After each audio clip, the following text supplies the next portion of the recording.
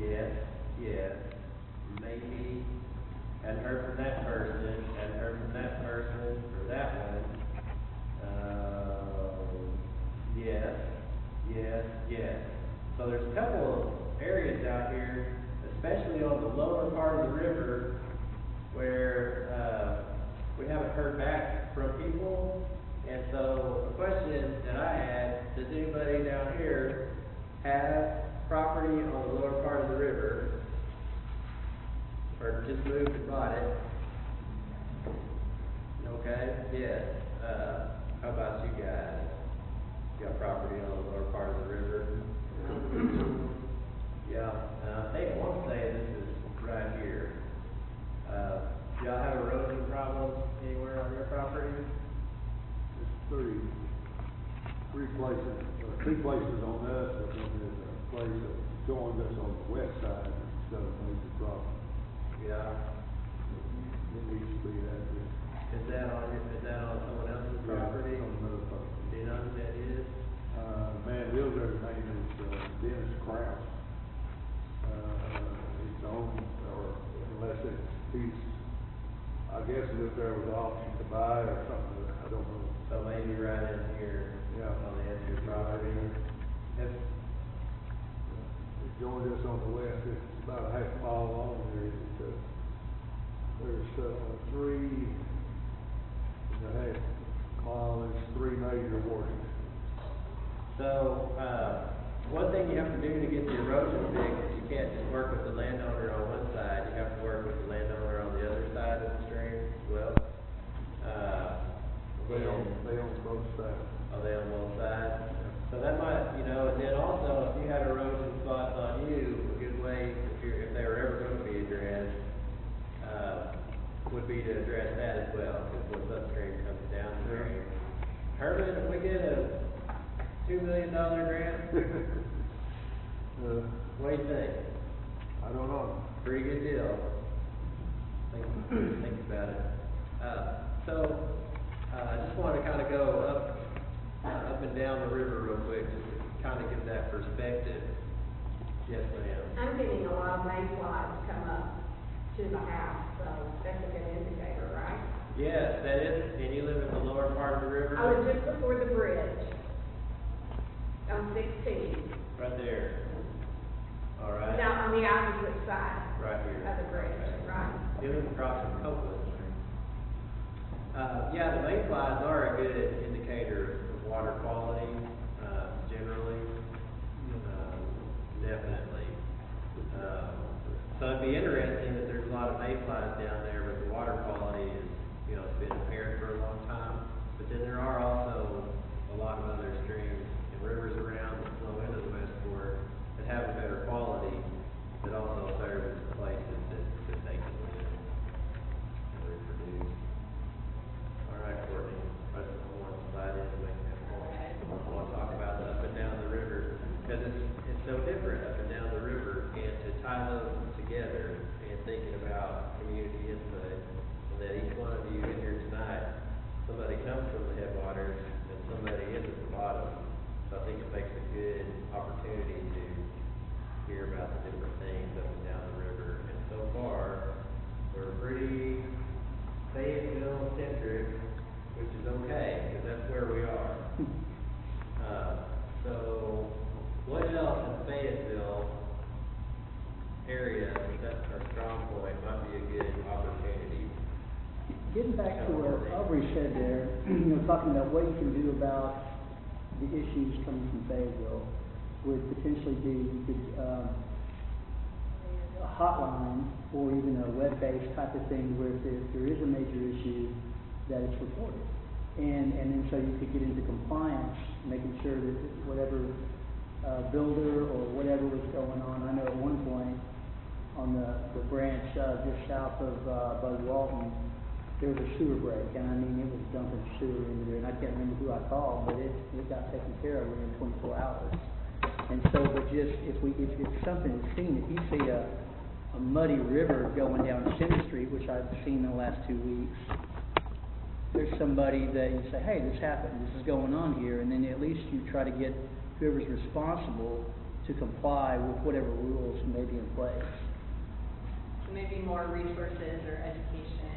Well, yeah, a publicized hotline or a publicized web-based something to kind of communicate that, when it's happening immediately. Because half the time these rains come up and it dumps who knows how much mud into that little creek right there, and it's gone, and it's, in an hour and a half, nobody can tell it even happened, except for a stain on the road. But if people knew that, hey, this is muddy here, why is this muddy? This shouldn't be muddy, and you could report that somehow. Maybe you could figure out a way to kind of stop that, and then from there educate and really get the offenders to kind of comply towards any best practices.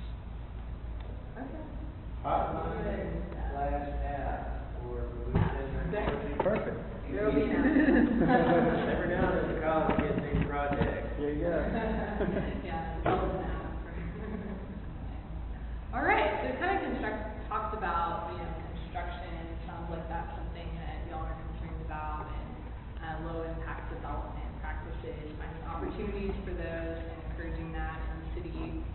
Are there any other sort of areas, types of practices that you guys would like to see take place here in Fayetteville?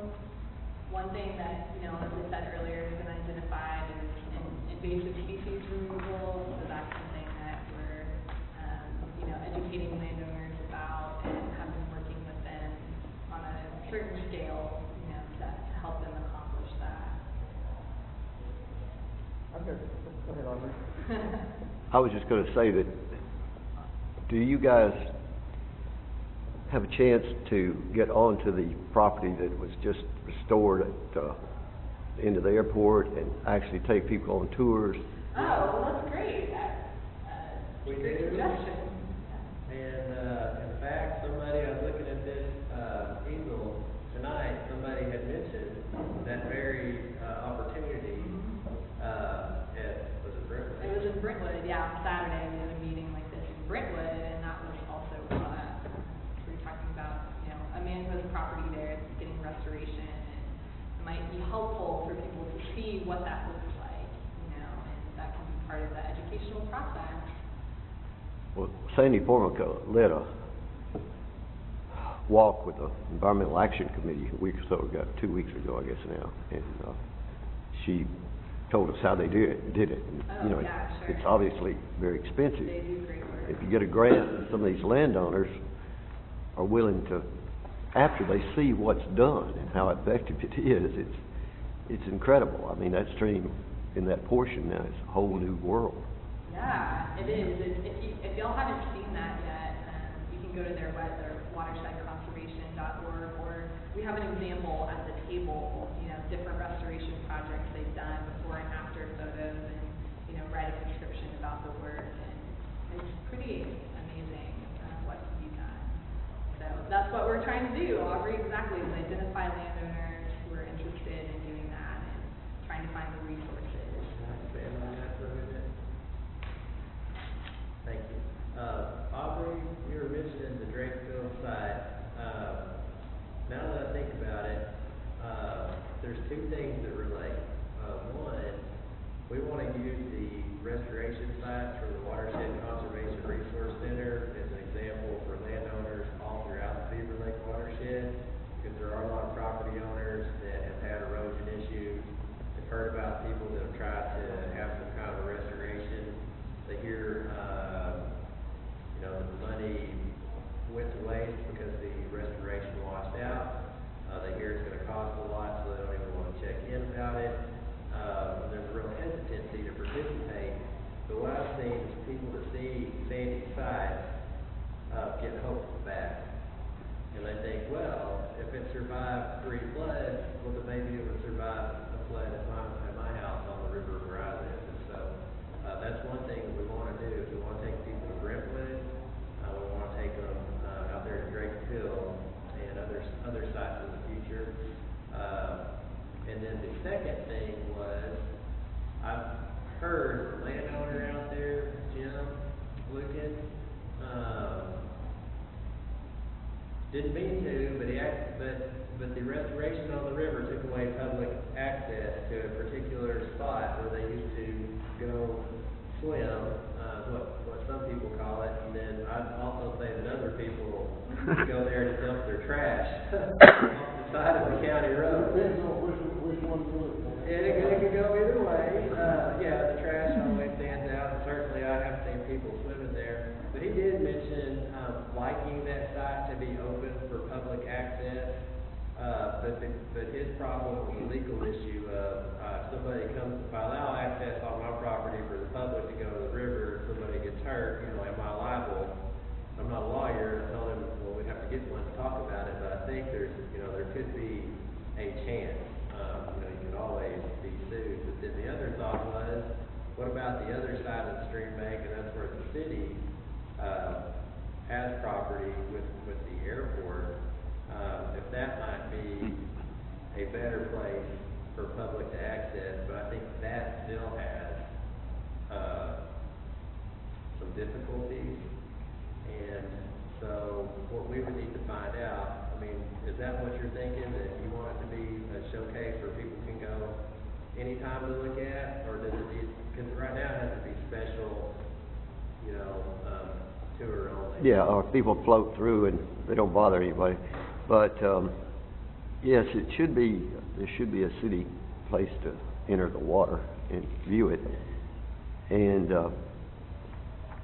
I think Mr. Lukens actually owns land on both sides there, too, part of that strip that was restored. So, it is a mixed ownership group as well as the city part of it. But, just the fact, if people can, we need, not my video, I made video I've got on YouTube from that walk, and it's, what you get amateur, but we need good video made showing that restoration process and the quality of work that was actually done. And I wanted to say another thing, ask a question then. On funding for this group, for your group, do you take public donations? And some of us might want to donate something. And We're equal opportunity solicitors. Yes, good. Everybody in here tonight has deep pockets. We just like to find one in. No, really, it does take a lot of dollars to protect the watershed. And in fact, we have contributors here this evening that help support the efforts of the Alliance. I would say if you want to give, there's a couple of different ways. You can either do it online on our website through PayPal. You can communicate with me or Courtney. We take checks. We work the old-fashioned way, and we don't have a problem dealing in cash if that's what you're interested in. We will give you a receipt so you get your tax deduction if you want it.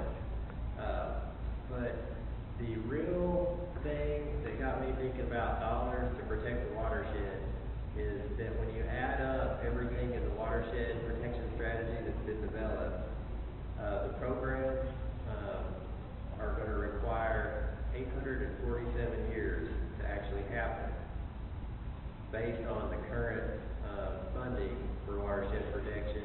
And that's not just with the Beaver Watershed Alliance, that's with any resource you can think about in the area. The city of Fayetteville, the dollars they put into it, the Watershed Conservation Resource Center, the NRCS, conservation districts. That's just a lot of dollars. And so also, if you just know people that are looking for something like this to invest in, we sure would be happy to accept that. And then there's a couple of different pools you can put your money in. You can put it into education, you can put it into restoration, you can put it into a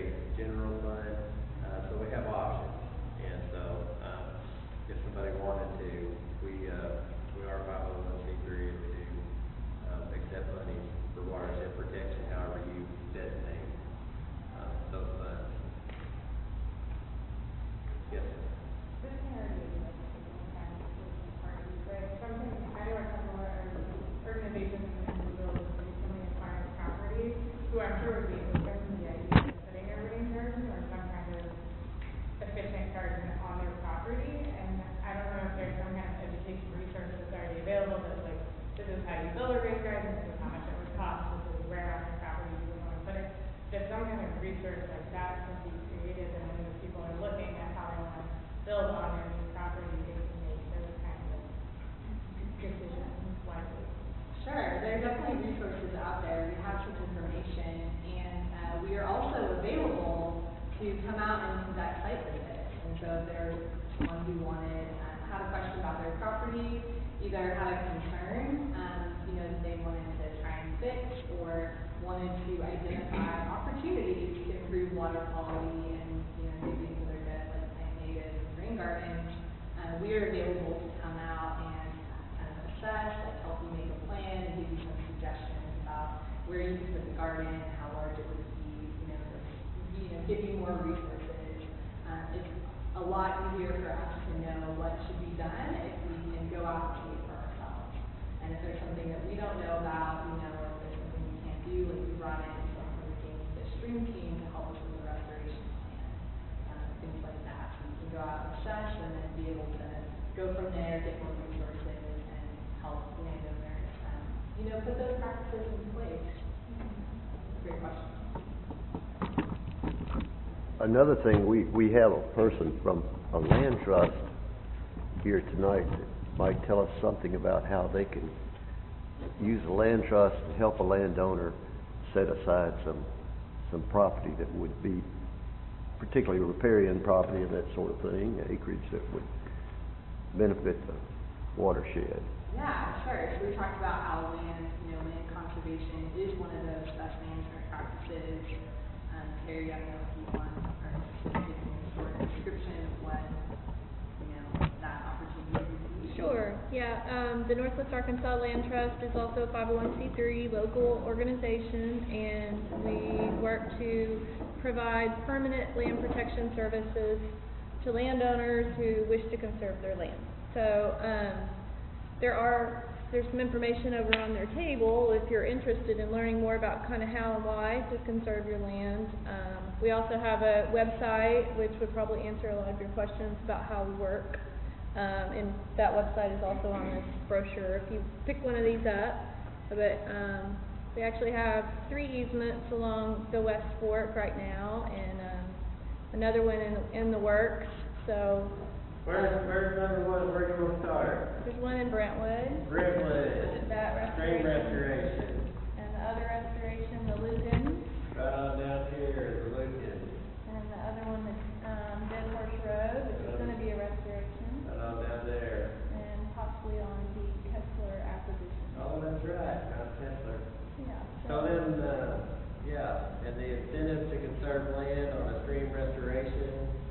Well, tied to stream restoration, it's often a requirement, I guess, of the restoration from the funder, that the section of river that's being restored be permanently protected, the riparian buffer.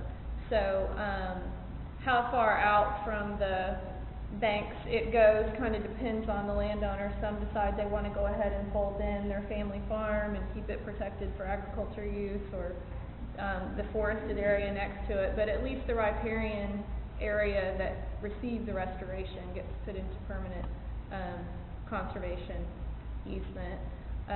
But aside from it doesn't have to go along with stream restoration. It can just be to protect a forested parcel on the river, or a healthy riparian area on the river.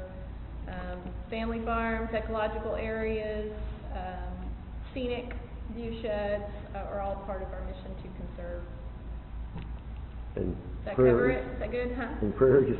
And prairies, yeah. Wetlands. Yeah. Sure. Just to cover the list again, we filled it up, construction pretty good. Talked about land conservation a little bit. Is there any other, topic, or any other watershed, something out there? One time it was funny, I heard about an old dump that got buried. But I've never heard another thing about it. Heard it was somewhere around the West Fork. There was one on the south side of Winslow, at the top of the Clear Creek watershed. The road actually used to be called Old Dump Road. Old Dump Road. Yep. And it's now Residential Drive 3296, and also sometimes called Bromley Lane. So is it actually in the west border? No, it's actually just across in the Clear Creek watershed. Okay, just so Clear Creek. I was It ultimately trying winds up into the Frog Bayou. Yeah. On the dam at Wilson Lake, it's the north side of the dam, buried there. City dumped there for 3 years and they buried it. Is that right? Yep. Took 4 feet off the top of the dam and cut it. Is it in the dam? Yeah. In the dam. It's on the north side, Okay. not the south, north. All The right. south of the water side. Didn't know that. Well, that's something to think about if it, boy, if that dam ever fell. It ain't gonna flood. The rooftop. River, it's went over, the water's went over 3 or 4 times, it's never fell, failed yet. Hey, John, I think the importance of a green infrastructure plan actually being used in the planning decision-making process. I know that a little bit of that is happening and it's building momentum, but, connected green space is so important for water quality. Green infrastructure, what? The plan to be, Used in the planning decision-making process. You know, there is a bit of a green infrastructure map. There's hopefully about to be more of one, but how it's used, you know, to what degree is it actually used in the planning processes? green infrastructure, everybody aware, natural infrastructure, what's sometimes called, using trees and shrubs, basically to grow and develop, so we build, keep sort of the ecosystem kind of place and let it function and provide services, for us. So that say like, when greenland grows and develops, that they don't develop a flooding problem, you know, so there's an infrastructure reason for it. But then also when they grow and develop, that they don't just, concrete everything, which basically takes away, your environment as well. So green infrastructure, trying to grow and develop and keep a functioning ecosystem. Got different words. Well, related matter about the erosion is to some extent the city, county, and state highway and street departments actually cause erosion by dredging ditches frequently in the city and so forth. Now, some of them are dredged and they put in a pipe, and wherever that pipe ends, pouring into a stream, it creates erosion. But if you just dredge it out, soil washes out the edges of those ditches. And I can show you places, I've got pictures of over a period of years of the same places where they've done county road and state highways and actually enlarged the ditched area into private property in some cases, because then it cuts out and falls in. And those native plants we talk about restoring are growing in the ditches better than anywhere else because they've got water there and they've always been there. So not mowing and dredging. Reduce mowing to once in the winter if you're trying to get native plants. That's in lieu of burning once in the winter, which doesn't set well with a lot of neighborhoods. But anyway, the obvious expense of mowing and dredging, whether you're a private property owner with just a big yard that you're constantly mowing and tending and fertilizing, it's very wasteful. And in states, driving back a year and a half, a little over a year ago, from New York to Arkansas, and not until we got into a few places in Missouri and then in Arkansas did we encounter dredged out, mowed areas along the freeways. Many of those states had every kind of wildflower you could imagine growing just in the edge of the right-of-way, in the right-of-way. And they didn't mow them. And they don't have any problem for some reason. And they had butterflies, and it was beautiful. It was August, and when I got to Arkansas, things were not the same. It'd been mowed. And that's a lot of money that could restore streams if it were used that way instead of creating a worse problem. Thank you. I was talking to the ranger at Hobbs State Park the other day, and he said that they've worked something out with the highway department not to mow because they're trying to reestablish.